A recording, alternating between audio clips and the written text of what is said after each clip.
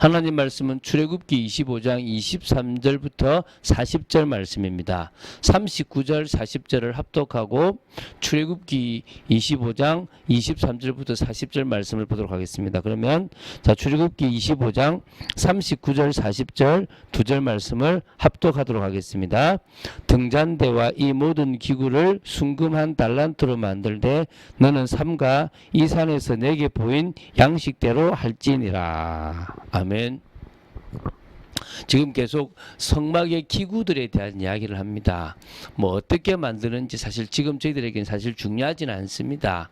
그냥 그 모형을 사람들이 만들어 놓은 것들이 있으니까 한번 보면 이게 바로 언약궤구나, 이게 속죄소구나. 오늘 보게 될 것은 이게 진설병을, 그러니까 그 쉽게 말하면 그 떡상이구나, 이렇게 진설병상이라고 하거든요. 진설병상이구나, 이게 등잔대구나, 이렇게 그냥 이런 것들이 있구나라고 알고 이것의 영적 의미를 보면 됩니다. 쉽게 생각하면 언약궤는 하나님의 말씀이 담겨져 있는 것이고, 언약궤는 하나님의 역사와 증거가 담겨져 있는 것이고, 속죄소는 하나님이 우리의 죄를 사해 주시는 정말 축복된 곳이고요. 진설병상은 바로 예수님이 우리의 떡이 되시고 또 우리의 생명이 되신다는 부분이고요. 또 등잔대는 예수님이 우리의 빛이 되어 주신다. 그래서 우리는 예수 그리스도를 통해서 죄도 사함받고 분명한 확실한 증거도 가지고 또 우리의 양식이 되어지기도 하고 또 우리에게 있어서 무엇보다도 빛이 되어진다는, 그래서 늘 우리가 그 말씀을 가지고 쭉 나아가면, 그래서 오늘도 이 진설병상과 이 정말 등잔대가 말씀을 통해서 우리를 먹이시고 우리의 길을 인도하신다는 그런 부분으로 우리가 이해하면 돼요. 그거를 그냥 설명을 보면서 한마디로 예수 그리스도의 그 성품, 예수 그리스도의 그 사역의 역할들을 우리가 알아가면 되는 겁니다. 그러면 되는 거죠. 한마디로 이사야 53장 5절에 보면 그가 찔림은 우리의 허물 때문이고 그가 상함은 우리의 죄악 때문이라. 그러니까 예수님이 우리의 허물과 우리의 죄악을 해결하셨다. 그가 정말 채찍에 맞음으로 나음을 입었고 그가 또 뭡니까? 기몸이 상함으로 되었다. 이런 성경 말씀을 통해서 우리는 진짜 회복되고 치유되고 평화를 누리게 되었다라는 이런 비밀들을 우리가 알게 되면 되듯이 오늘 이 성막의 모든 기구들을 통해서 예수님이 어떤 역할을 하시는지를 우리가 알면 되는 것입니다. 자, 그래서 오늘 한번 볼 것은요. 먼저 보게 될 진설병상이라 그러거든요. 하나님께 드릴 12개의 떡을 진설하는 상으로서요. 분향단 앞에 등잔대와 마주보도록 배치되어 있었다고 보시면 됩니다. 그래서 아까 예수 그리스도가 우리의 생명의 떡이 된다는 사실을 같이 믿으면 되겠고요.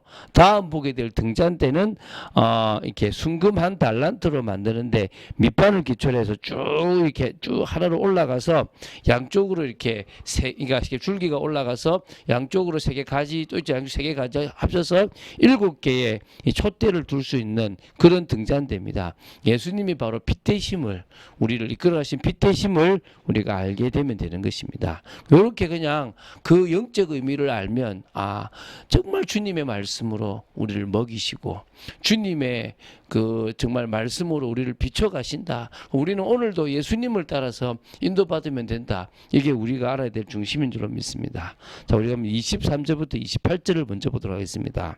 자, 진설병상, 그러니까 역시 조각목으로 먼저 만듭니다. 그래서 가로 세로 높이가 가로의 높이가 91, 그 다음에 세로는 45.6, 그리고 높이가 68.4 이렇게 되어집니다. 이렇게 된 그런 어떤 이렇게 진설병 이렇게 상이 되는 겁니다. 상, 우리 그래서 들고 다니는 상 있죠, 그죠?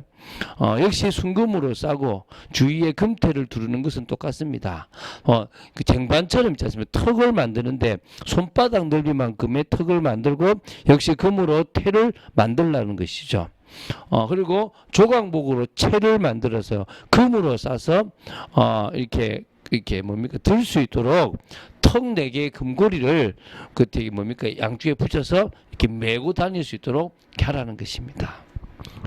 모양 아시겠죠? 이렇게 돼 있는데 여기 이렇게 이제 그 들고 이것도 역시 손 대지 말고 들고 다닐 수 있도록, 그러니까 물품을 보관해서 끄는 것이 아니라 사람이 직접 들고 움직일 수 있도록 그 제사장들이 레위인들이 그것을 들고 이렇게 옮겼다고 하거든요.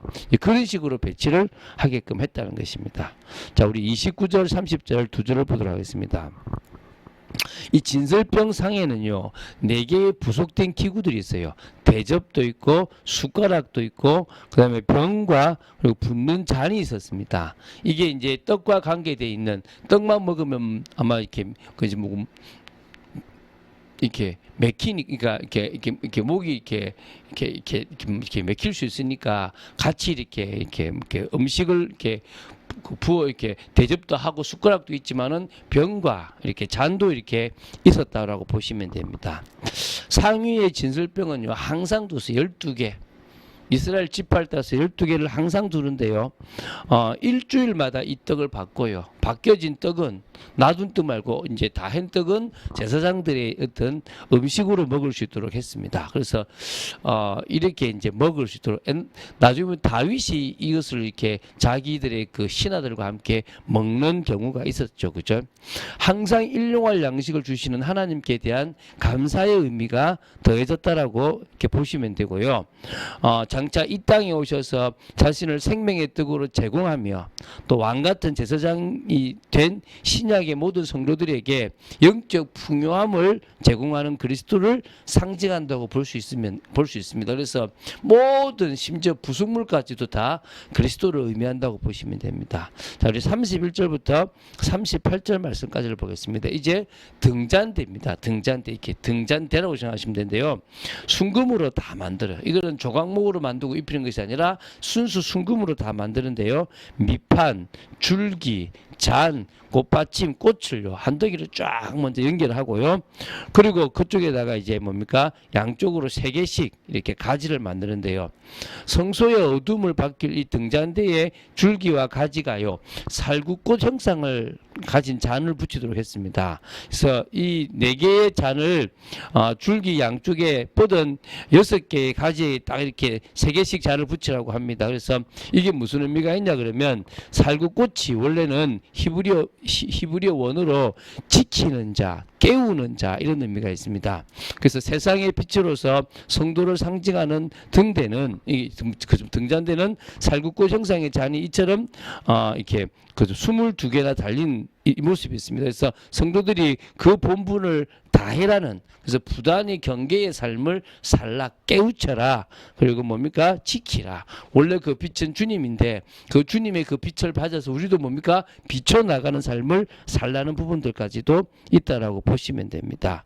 그래서 우리도 주님처럼 세상의 빛으로 살아가기를 원하시는 모습들이 있죠.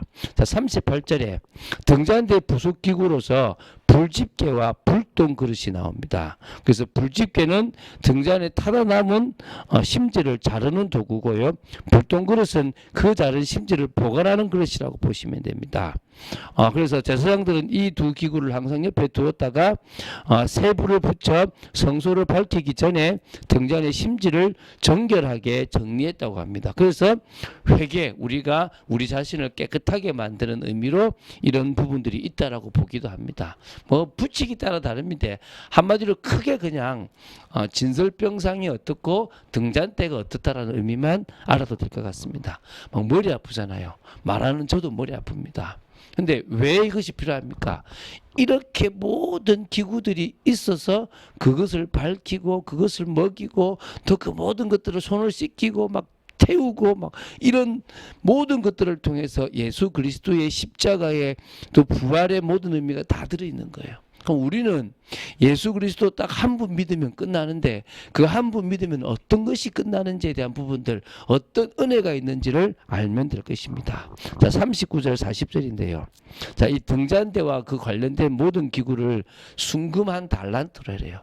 이게 한 34kg이 넘습니다. 뭐 심하게는 56kg까지 된다고 하기도 하는데 어쨌든 대략 한 34kg의 금이 이거 하나를 만드는 데 사용되었다라고 보시면 되고요.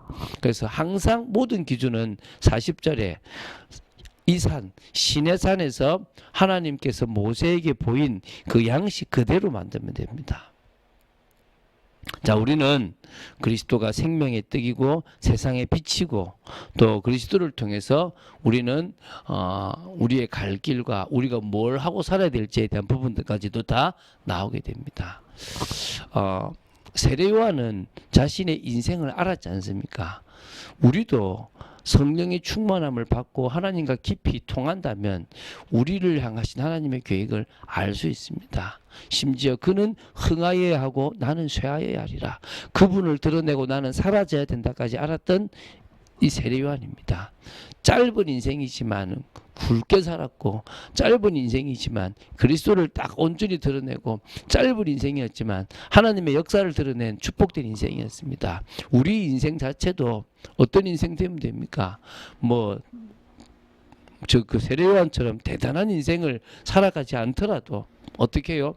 우리에게 주어진 모든 것을 하나님의 은혜 속에서 최선을 다해서 사명 감당할 수 있다면 그것만큼 큰 복이 없다라고 확신합니다. 오늘도 우리는요, 그 삶을 살아갑니다.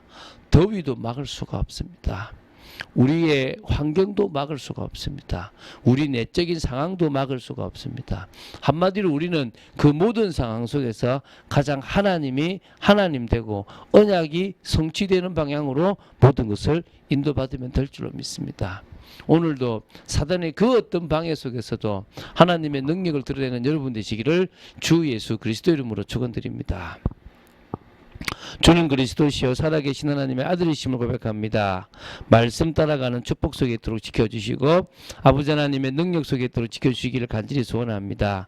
믿음의 길을 걸어가고 하나님의 뜻을 이루는 복된 길을 걸어가는 저희들 되기를 간절히 소원합니다. 오늘도 저희들을 붙들어 주시고 지켜주시고 인도하여 주시고 저희들을 통하여 하나님의 나라를 이루어 나가시는 그 하나님의 계획에 쓰임받게 되어지기를 간절히 소원합니다. 예수 그리스도에 대해서 이 성막을 파나가며 더 깊이 알아가고 더 깊이 그 의미를 알아가는 또 믿어가는 저희들 되도록 지켜 주시옵소서. 주 예수 그리스도 이름으로 기도드립니다. 아멘.